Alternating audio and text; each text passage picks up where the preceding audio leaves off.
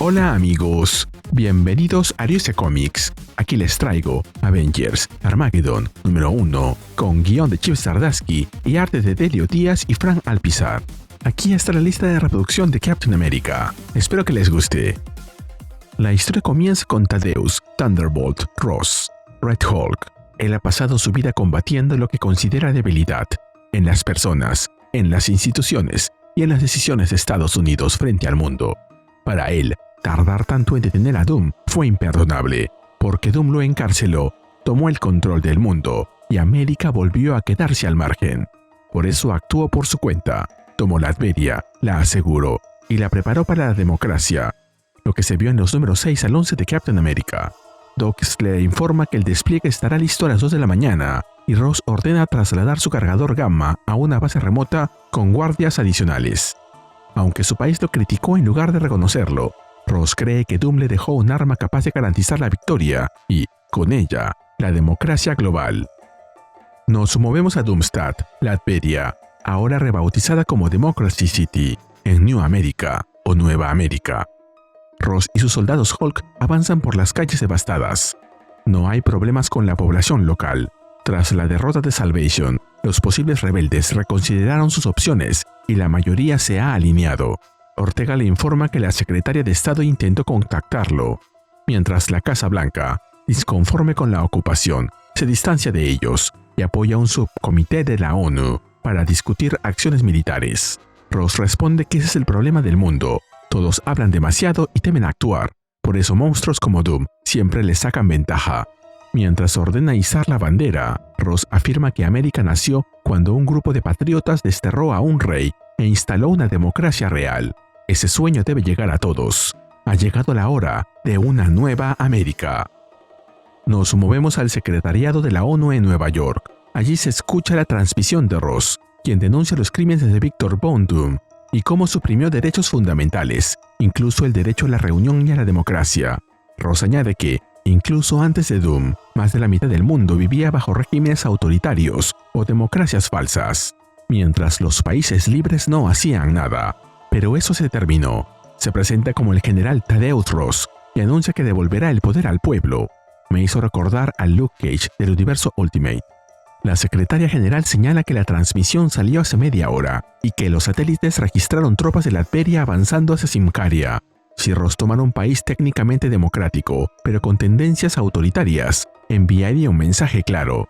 Reed complementa que eso demostraría que Ross no solo va tras los dictadores evidentes, sino también tras regímenes híbridos, países que, según su criterio, no han avanzado lo suficiente hacia una democracia plena. Reed asegura que los Cuatro Fantásticos están a disposición de la ONU. La secretaria general Riani le dice que precisamente por eso lo convocó, para darle una orden: no hacer nada. Reed queda desconcertado. Riani reconoce que han ayudado, pero explica que el mundo normal está cansado de ver cómo personas con poderes actúan a su antojo mientras aumentan las bajas humanas. Richards insiste en que solo quieren ayudar. Riani responde que los ataques alienígenas caen sobre Nueva York con regularidad y que la ciudad ni siquiera estaría en su radar si no existieran personas como él. También cree que la conquista de Doom fue consecuencia directa de la historia personal entre Doom y Richards. Riani anuncia que recomendará al Consejo de Seguridad actuar con dureza contra Ross y sus seguidores. Además, quiere que personas reales enfrenten estas amenazas con superpoderes y recuperen el control sobre el destino de la humanidad. Riani cierra ordenándole a Reed que salga de su oficina y la deje hacer su trabajo. Nos movemos a una instalación médica. Steve yace conectado a cables y electrodos en una camilla, mientras Bucky lo observa en silencio. Como comentario, en la serie de Captain America, Steve murió y se fue al infierno, donde se encontró con Doom, pero parece que no murió del todo, y está aquí, en cuidados intensivos. O quizá está en coma, y eso cuenta como haber muerto. Cosas de cómics. Sam Wilson, el otro Capitán América, o uno de ellos, ya que ahora también está David Colton, entra y le dice a Bucky que llegó la hora de moverse. Mientras tanto, afuera, los Cuatro Fantásticos están reunidos con Captain Marvel, Vision y Namor. Carol pregunta si la instrucción fue mantenerse al margen o si los consideran el enemigo. Reed responde que esa fue la implicación y no fue nada sutil. Namor señala que los prejuicios de las Naciones Unidas no les son desconocidos. ya que la organización ha rechazado varias veces la petición de Atlantis para unirse a ella. Namor cree que ese rechazo nace del temor a sus poderes. Sam llega cargando a Bucky.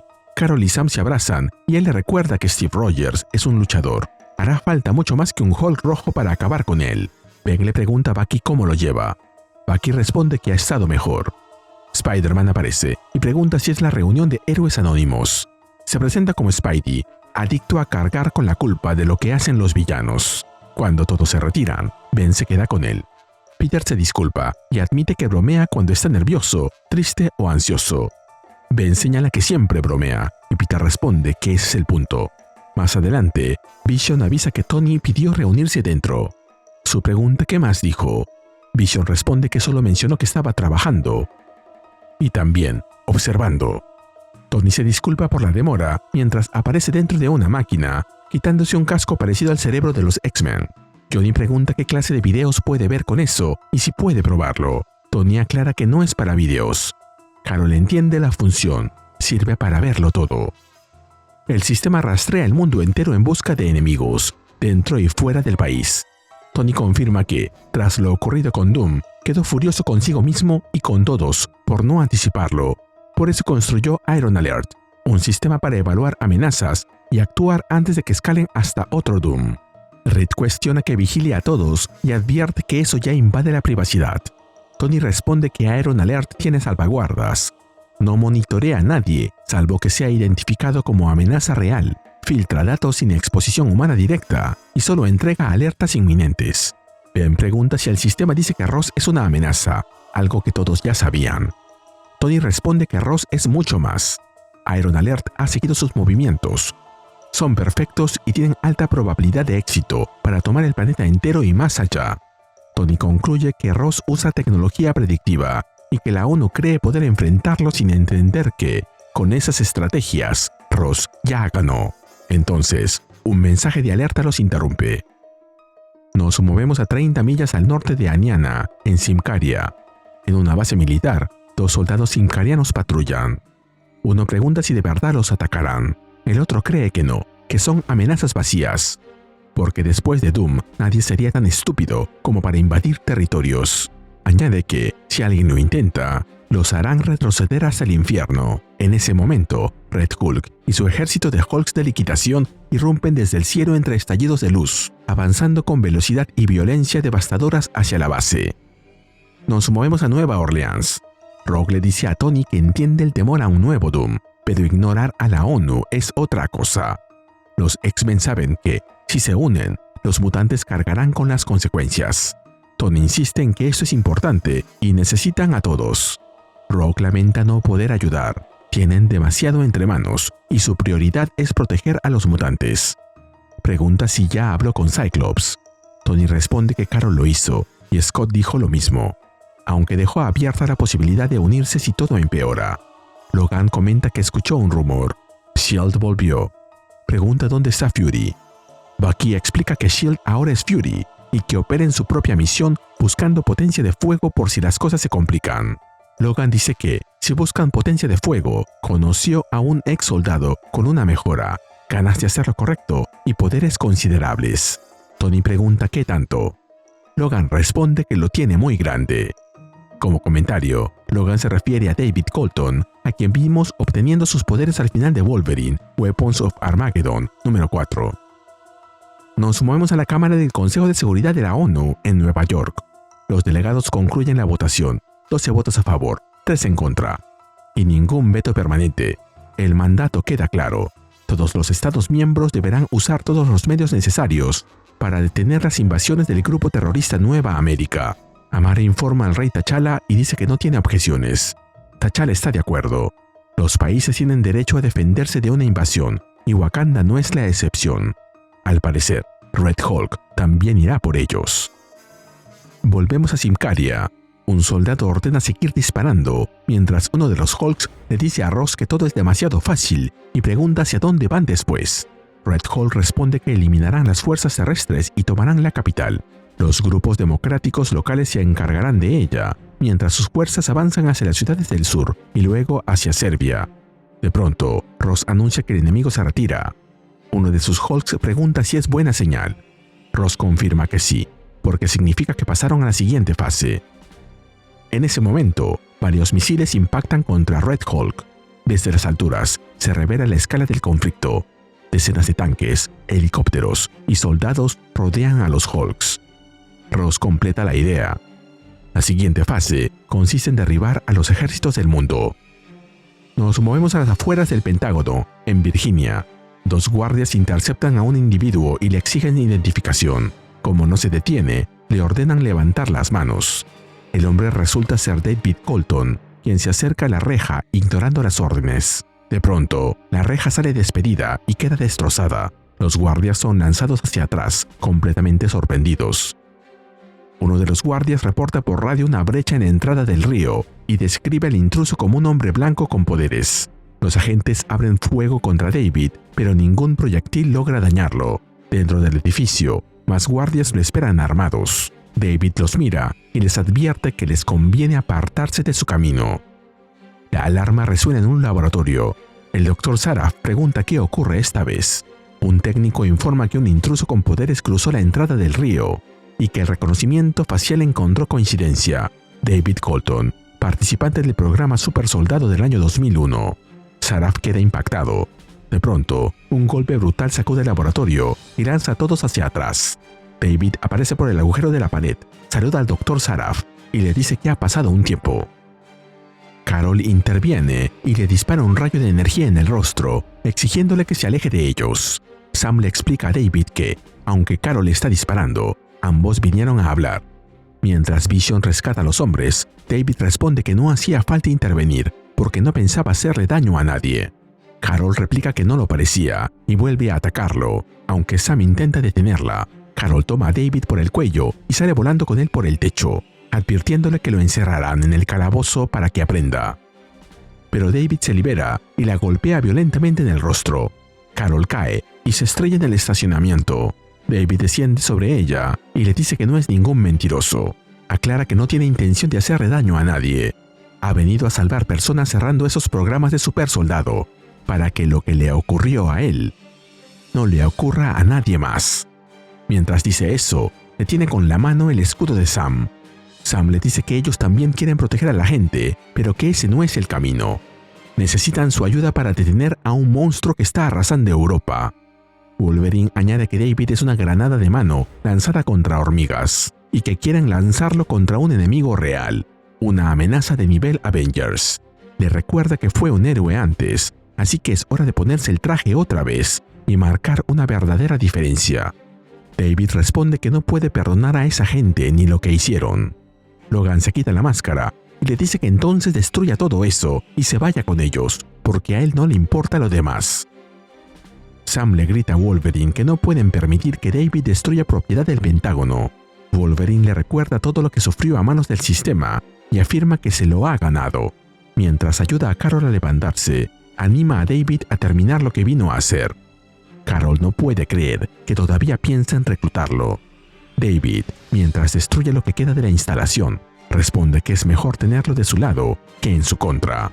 Poco después, flotando sobre los escombros, le pide a Wolverine su próximo objetivo. Nos movemos con Bucky y Namor. En las noticias se cubre el ataque de la coalición liderada por Estados Unidos contra los soldados Hulk en Nueva América. Bucky se pregunta si eso terminará alguna vez. Recuerda la guerra y cree que 80 millones de muertos debieron bastar para que la humanidad aprendiera, pero el ciclo continúa. Namor responde que la historia humana es guerra, apenas interrumpida por breves momentos de paz, y seguirá así hasta que el mundo sea destruido. Bucky señala que Atlantis tampoco es ejemplo de paz, pues ha peleado contra la superficie, entre sí y contra Wakanda. Namor responde que siempre tuvieron justificación.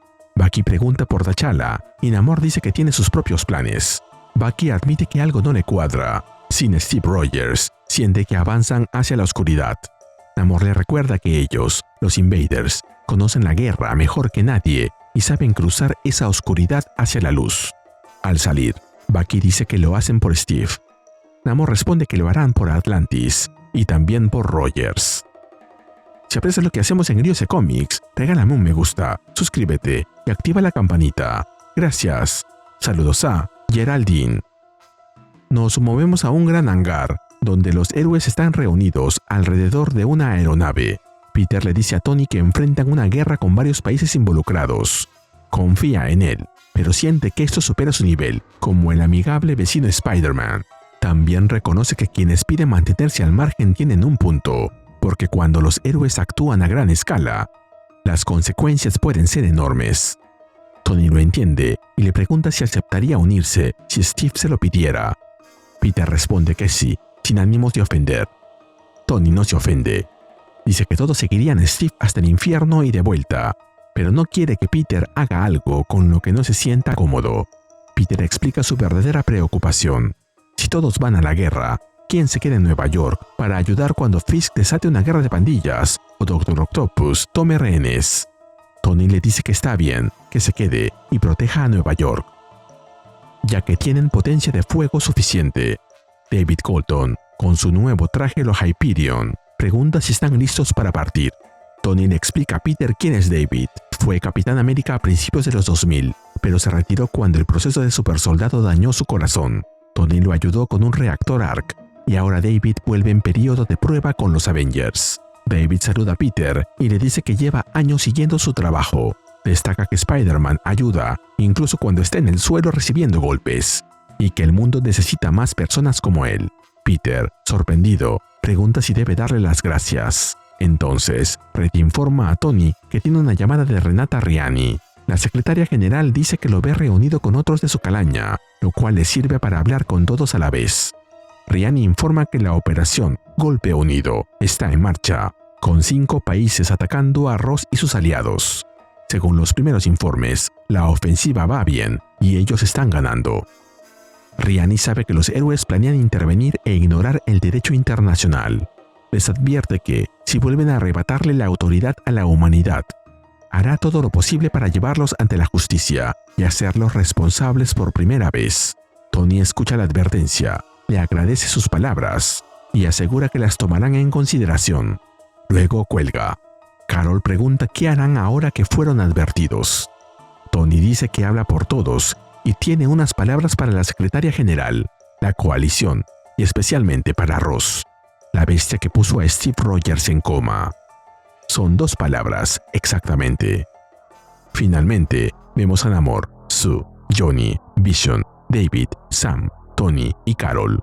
Y asumo que Logan, Ben, Reed y Bucky van dentro de la nave, rumbo al enfrentamiento. Tony pronuncia las palabras que definen al equipo. Avengers, Assemble.